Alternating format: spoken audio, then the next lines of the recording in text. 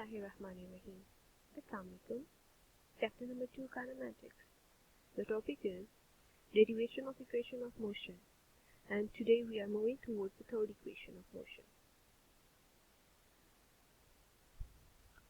Equation of motion, there are basically three equations of motion.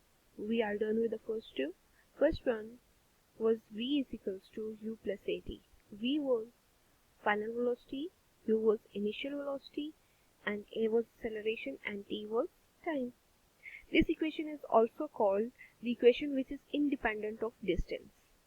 Now second equation of motion is s is equals to ut plus half at square.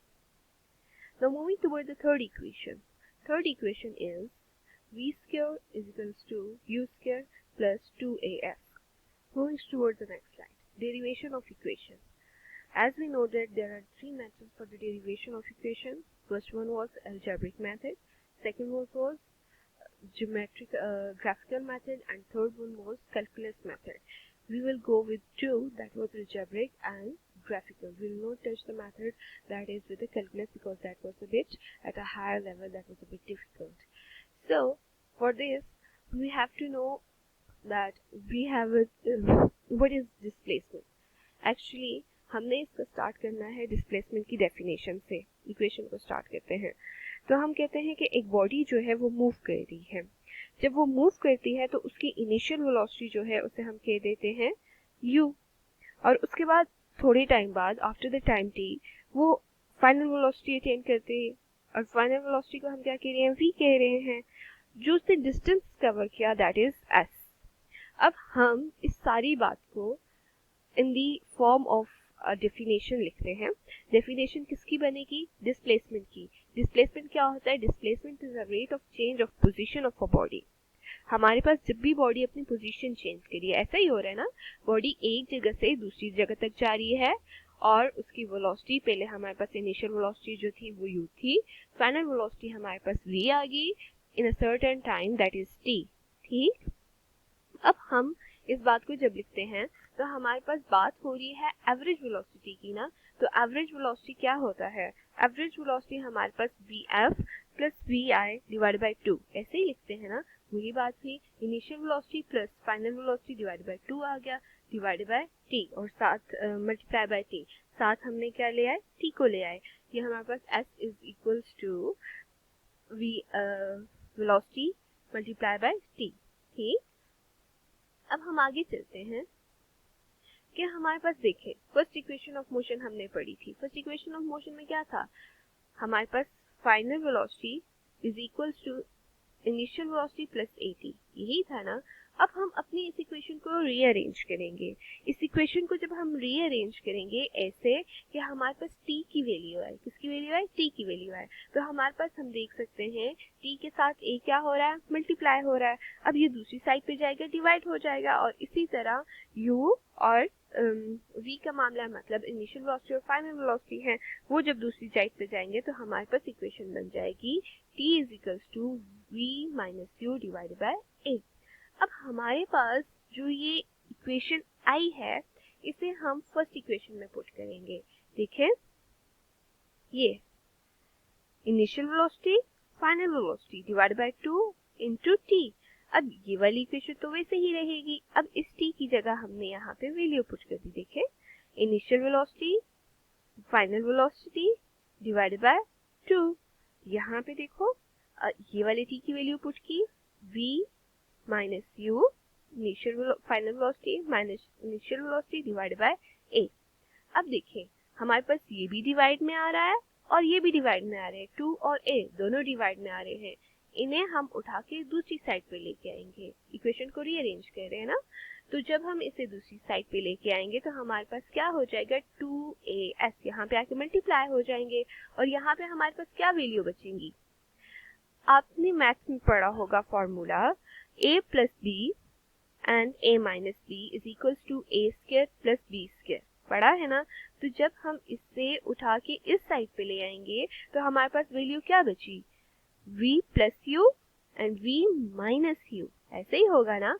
जब हमारे पास सिर्फ ये value बचेंगी तो हमारे पास ये formula की form ले लेगा, और फॉर्मूला का क्या है, a square minus b square is equals to a plus b a minus b. अब ये हमारे पास फॉर्मूला आ गया, तो उसके बाद देखिए 2as is equals to v square minus u square.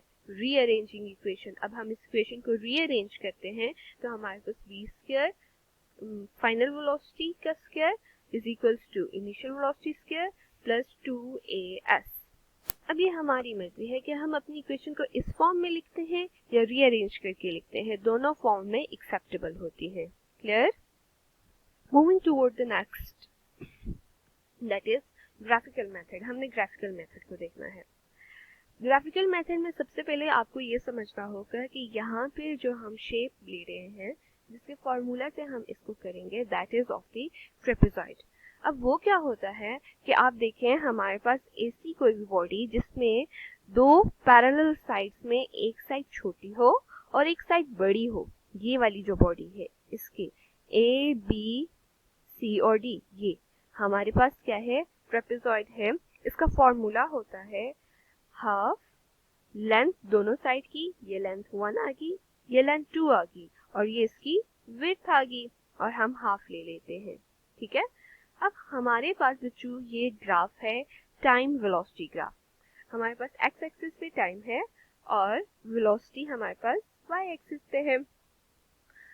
अब हमने इसमें क्या करना है कि हम कहते हैं कि हमें वेलोसिटी लेनी है। कौन सी वेलोसिटी? इनिशियल वेलोसिटी और फाइनल वेलोसिटी। और बॉडी मूव कर रही है विद अ कांस्टेंट डिसेलरेशन। जब कोई भी बॉडी कांस्टेंट डिसेलरेशन के साथ मूव करती है तो हम कहते हैं विदाउट इंक्लूडिंग, हम उसमें टाइम को इंक्लूड नहीं कर रहे हैं इस इक्वेशन में। अब हमने क्या कहा कि हमारे पास जो एरिया है अंडर दैट ट्रेपेजियम, उसे हमने फाइंड आउट करना है। ठीक, अब जब हम उसे फाइंड आउट करेंगे तो हमारे पास सबसे पहले हमने इक्वेशन लिखनी है टू फाइंड द एरिया। देखें, from graph we can say that the total distance travel is given by the area. हमारे पास देखो ये जो टोटल डिस्टेंस कवर होगा है वो क्या है, एरिया ऑफ द ट्रेपेजियम। अब एरिया ऑफ ट्रेपेजियम क्या है, ओ A B C, O A B C, ये है ना। तो हम क्या कहते हैं, S is equals to half sum of the parallel side, sum of the parallel sides आ जाएगा। ठीक, मल्टीप्लाई बाय हाइट, उसके साथ उसकी विड्थ या हम हाइट को ले लेंगे। अब हम उसमें जब वैल्यू डालेंगे तो देखें सम ऑफ द पैरेलल साइड कौन कौन सी हैं, ओ ए एक साइड आ गई, सी बी यहाँ से यहाँ तक सारी की सारी, ये हमारे पास दूसरी साइड आ गई, मल्टीप्लाई बाय उसकी हाइट, हाइट कितनी है, ओ सी, कितनी हाइट है, या हम उसकी विड्थ कह देते हैं, विड्थ कितनी है, ओ सी। ठीक, अब हमने ये देखा कि इसमें हम वैल्यू सब्स्टिट्यूट करते हैं वैल्यूज के साथ। ओ ए हमारे पास क्या है, जो हमारी फर्स्ट इक्वेशन ऑफ मोशन है उसमें हमने ग्राफ को समझना बहुत अच्छे से सीखा था कि कैसे हमारे पास ये सब कुछ है। तो देखो ओ ए इज द इनिशियल वेलोसिटी जिसके साथ बॉडी मूव करना स्टार्ट करती है, तो वी कॉल इट यू। अब सी बी क्या है, C B is the final velocity. ये देखो यहाँ पे हमारे पास वी एफ और ये हमारे पास u, मतलब फाइनल वेलोसिटी की वैल्यू, और ये हमारे पास इनिशियल वेलोसिटी की वैल्यू। क्लियर? u और v दोनों मिला के हमारे पास क्या हो गया, टोटल वेलोसिटी बन गई। And then is oc, oc is what, time. हमने ये सारी वैल्यू सब्स्टिट्यूट कर दी इस इक्वेशन में। ठीक, half u plus v into t। Now हमने कहा कि हम t की वैल्यू निकाल रहे हैं, ठीक, जैसे हमने पीछे किया था। तो t की वैल्यू हम फर्स्ट इक्वेशन ऑफ मोशन से निकाल देते हैं, फिर हमारे पास ये वैल्यू आ जाती है। अब हम वो वैल्यू लाके यहाँ सब्स्टिट्यूट करते हैं।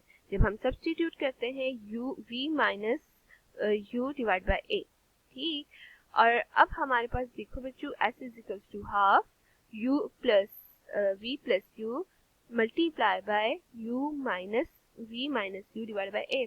अब हमने क्या करना है, ये देखो ये 2 और ये a एक जगह पे कर देते हैं, बाकी हमारे पास वही फॉर्मूला यूज हो रहा है। देखो u एक वैल्यू प्लस की एक इक्वेशन प्लस के साथ, एक इक्वेशन माइनस के साथ, तो हमारे पास फॉर्मूला यूज होगा कौन सा, a square minus b square is equals to a plus b a minus b। ठीक, तो हमारे पास इक्वेशन बन जाएगी s is equals to v square minus u square divide by 2a। So we'll get the second and third equation of motion, that is v square. Rearrange करेंगे, v square is equal to u square plus 2as.